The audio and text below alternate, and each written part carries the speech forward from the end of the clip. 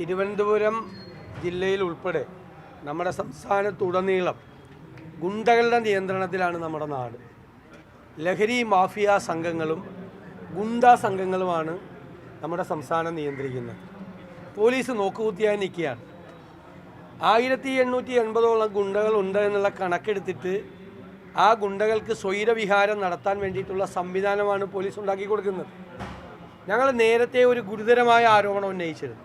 Political പേട്രണേജാണ് CPM അവർക്ക് കൊടുത്തിരിക്കുന്നത്, ഗുണ്ടകൾക്കും ലഹരി മാഫിയ സംഘങ്ങൾക്കും. രാഷ്ട്രീയ രക്ഷാകർതൃത്വം CPM കൊടുക്കുന്നതാണ് ഈ ഗുണ്ടകൾ കഴിഞ്ഞാടാനുള്ള ഏറ്റവും വലിയ ധൈര്യം. ലഹരി മാഫിയ സംഘങ്ങൾ അവരുടെ പുറകിൽ പ്രവർത്തിക്കുന്ന പോലീസിന് നടപടിയെടുക്കാൻ കഴിയുന്നില്ല. പോലീസിൻ്റെ കൈകാലുകൾ കെട്ടപ്പെട്ടിരിക്കുകയാണ്. മുഖ്യമന്ത്രിയുടെ ഓഫീസിലുള്ള ഒരു ഉപജാപക സംഘമാണ് പോലീസിനെ നിയന്ത്രിക്കുന്നത്.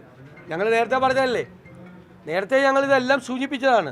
ആ ഉപജാപക സംഘം അവരാണ് ഈ SP നിയന്ത്രിക്കുന്നത് ജില്ലാ CPM ജില്ലാ കമ്മിറ്റി, ഏരിയ SHOയെ നിയന്ത്രിക്കുന്നത് ഏരിയ കമ്മിറ്റി.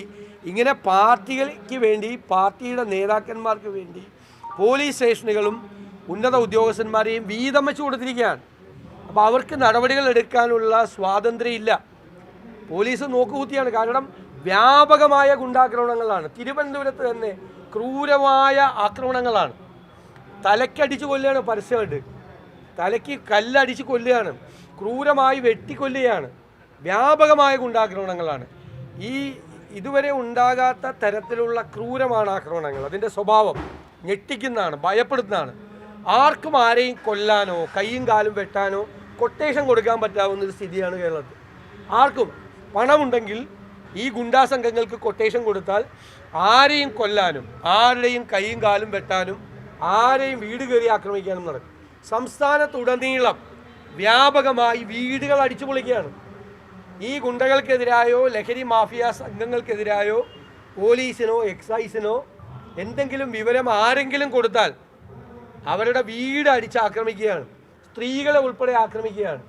നിരവധി സംഭവങ്ങളാണ് സംസ്ഥാനത്തുടനീളം ചെയ്തത്. പോലീസ് ഒരു നടപടിയും സ്വീകരിക്കുന്നില്ല.